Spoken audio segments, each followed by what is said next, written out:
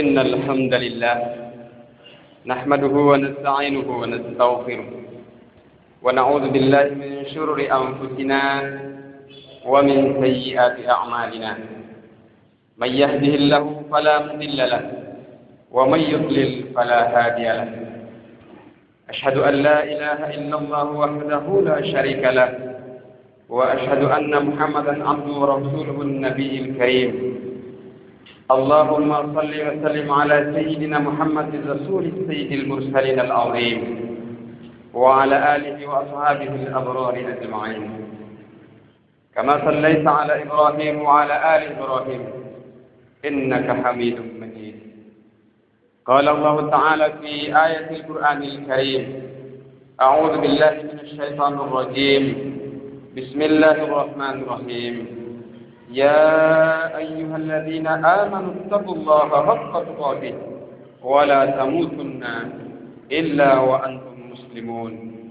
وقال الله سبحانه وتعالى أيضا: قل صدق الله فاتبعوا ملة إبراهيم حنيفا وما كان من المشركين. إن أول بيت وضع للناس للذي ببكة مباركا وهدى للعالمين. صدق الله العظيم. أما بعد، فإن أصدق الحديث كتاب الله، وخير الهدي هدي محمد صلى الله عليه وسلم، وشر الأمور محدثاتها، وكل محدثة بدعة، وكل بدعة ضلالة، وكل ضلالة في النار. Hadirin sidang jamaah Jumat rahimahumullah. Pertama-tama, marilah sebagai insan yang beriman dan bertakwa kepada Allah, senantiasa kita memanjatkan puji dan syukur kehadirat Allah Subhanahu wa taala.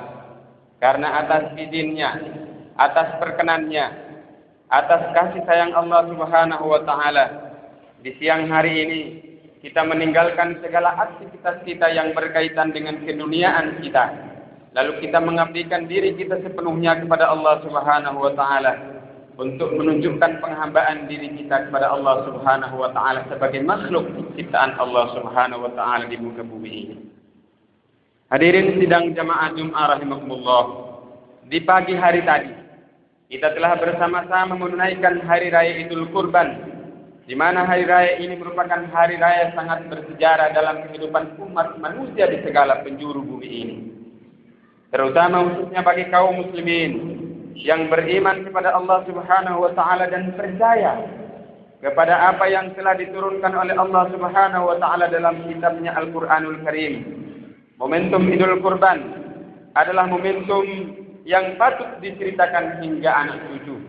Momentum paling berkesan yang pantas untuk disajikan kembali dalam setiap langkah dan derap kehidupan kita di tengah-tengah keluarga, lingkungan, masyarakat, dan bahkan negeri tercinta ini. Oleh karena itu, momentum Hari Raya Kurban juga mengingatkan kita akan kewajiban melaksanakan ibadah haji bagi mereka yang telah memenuhi syarat dan memiliki kemampuan untuk menunaikannya. Hal ini sesuai dengan firman Allah Subhanahu wa taala: A'udzu billahi minasyaitonir rajim. Inna awwala baiti wudi'a lin-nasi lalladzi bi Bakkah mubarakan wa hudan lil alamin. Sesungguhnya rumah yang pertama kali dibangun oleh Allah Subhanahu wa taala sebagai tempat ibadah bagi manusia ialah Baitullah di Bakkah atau di Makkah yang diberkahi dan menjadi petunjuk bagi manusia. Walillahi 'alan nasi hajjul baiti man istata'a ilaihi sabila. Dan mengerjakan haji adalah kewajiban bagi manusia terhadap Allah Subhanahu wa taala, yaitu bagi orang-orang yang telah sanggup mengadakan perjalanan ke Baitullah. Hadirin sidang jamaah Jumat rahimakumullah. Idul Adha adalah hari yang syarat berbagai makna dan peristiwa kemanusiaan. Kita berharap hari raya ini menjadi momentum paling baik untuk kembali membersihkan hati kita yang kotor, melunakkan jiwa kita yang keras, dan meluruskan jalan pikiran kita yang bengkok, serta mengembalikan kodrat kita sebagai manusia yang sempurna dan keluhuran jati diri. Kembali membenahi langkah-langkah kita agar ke depan kita betul-betul bisa mendapatkan keberhasilan serta terhindar dari berbagai keadaan yang di luar dugaan kita, di luar keinginan kita bersama dalam menata diri, menata keluarga, menata lingkungan, bahkan menata republik ini, khususnya Kabupaten Alor tercinta. Hadirin sidang jamaah Jumat rahimakumullah. Merayakan Idul Adha sama saja mengingatkan kita akan perjuangan Nabi Ibrahim dalam memperjuangkan nilai-nilai ketauhidan. Nabi Ibrahim adalah sosok manusia pembawa perubahan, tokoh reformasi paling berpengaruh di zaman Raja Namrud. Manusia tangguh yang dipercayakan langsung oleh Allah untuk menjadi nabi. Kecerdasannya Nabi Ibrahim dalam berdebat dengan Raja Namrud ketika itu. Raja Namrud melihat berhala-berhalanya ditebang habis oleh Ibrahim alaihissalam. Ketika Namrud bertanya kepada Ibrahim, "Wahai Ibrahim, siapakah yang menghancurkan berhala-berhala patung sesembahan kami ini?" Dengan cerdas dan tangkas, Ibrahim menjawab dengan lugas, "Tanyakan saja kepada patung yang paling besar." Namun, Namrud pun protes kepada Ibrahim alaihissalam, "Bagaimana mungkin patung ini bisa melakukan hal demikian? Bergerak saja dia tidak mampu, berbicara pun dia tidak kuat. Apalagi dia bisa mampu menghancurkan berhala-berhala yang kecil." Nah, disitulah Ibrahim alaihissalam menunjukkan kecerdasannya, mendakwahi Namrud bahwa berhala-berhala itu tidak mampu melakukan sesuatu terhadap dirinya, apalagi sebagai manusia yang memiliki akal sehat, lalu menyembahkan dirinya kepada patung-patung yang tidak mampu berbuat apa-apa untuk dirinya.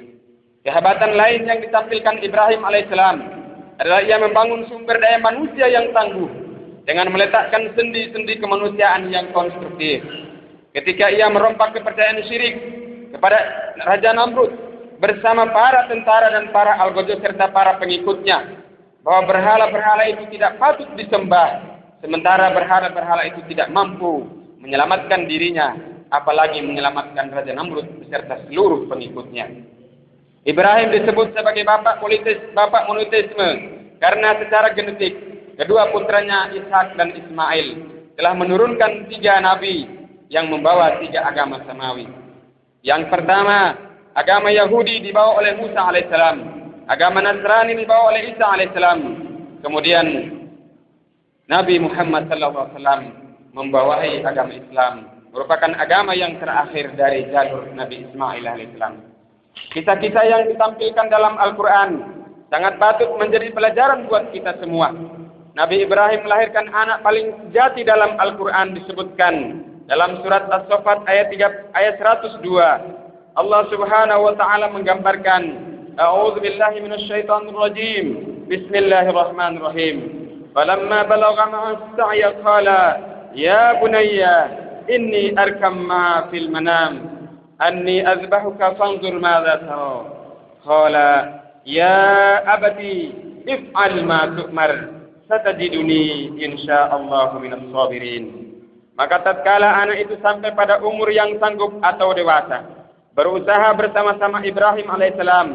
Lalu Ibrahim berkata kepadanya, "Ya bunayya, wahai anakku, sesungguhnya aku melihat dalam mimpiku bahwa aku akan menyembelihmu.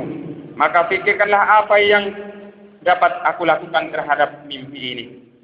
Ismail pun menjawab, "Wahai bapakku, kerjakanlah apa yang diperintahkan Allah Subhanahu wa taala kepadamu. Insyaallah engkau akan mendapatiku termasuk orang-orang yang sabar." Hadirin sidang jamaah salat Jumat rahimakumullah. Ismail bukan hanya anak biologis, melainkan sekaligus anak spiritual. Bandingkan dengan putra Nabi Nuh, meskipun ia putra biologis Nabi, tetapi ia menjadi pembangkang dan kufur. Itulah sebabnya ia dicap hanya sebagai anak biologis, tetapi bukan anak spiritual ayahnya. Hadirin sidang jamaah Jumat rahimakumullah. Jika kita ingin mencontohi model kepemimpinan yang baik, maka lihatlah sejarah Ibrahim alaihissalam. Jika kita ingin menjadi anak yang baik, maka lihatlah Ismail alaihissalam yang patut menjadi contoh untuk diceritakan, patut menjadi teladan untuk diteladani tingkah lakunya dalam kehidupan sehari-hari.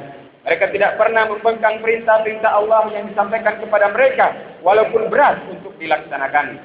Mereka adalah hamba Allah Subhanahu wa taala pilihan, yang tidak semua orang dapat melakukan hal seperti itu.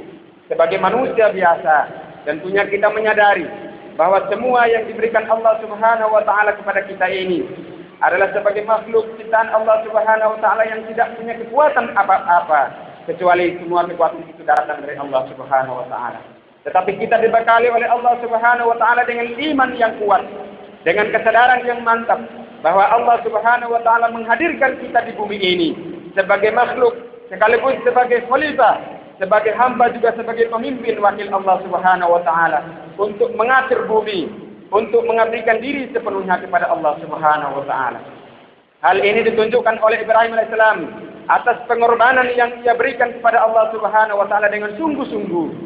Nabi Ibrahim mengorbankan apa saja yang diperintahkan oleh Allah Subhanahu wa taala, walaupun itu sangat ia cintai dan sangat ia sayangi.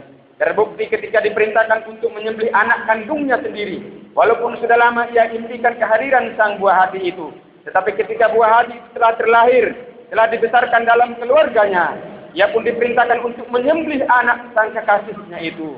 Lalu ia pun melakukan perintah Allah Subhanahu wa taala itu hanya untuk mendapatkan keridhaan Allah Subhanahu wa taala. Hadirin sidang jamaah Jumat rahimakumullah. Begitu besar pengorbanan Ibrahim yang ia tampilkan dalam muka bumi ini, yang patut menjadi contoh dan patut menjadi teladan bagi kita sekalian. Semoga kita di zaman ini, para pemimpin-pemimpin dan pembesar kita yang mampu mengarahkan kita kepada kebenaran dan kebaikan untuk mendapatkan keridhaan Allah Subhanahu wa taala. Semoga kita dapat melaksanakan perintah Allah Subhanahu wa taala dengan ikhlas dan hanya mengharapkan ridha Allah Subhanahu wa taala. Semoga kita dimatikan oleh Allah Subhanahu wa taala pada akhirnya nanti menjadi hamba-hamba pilihan Allah, menjadi orang-orang yang mendapatkan kedudukan yang mulia di sisi Allah Subhanahu wa taala. Insyaallah minal amin. Barakallahu laka wa baraka alayka wa jama'a bainakum fi khairin. Barakallahu li wa lakum fil Qur'anil azim. ونفعني وإياكم بما فيه من الآية وذكر الحكيم. أقول قولي هذا إنه هو استغفره وغفور رحيم.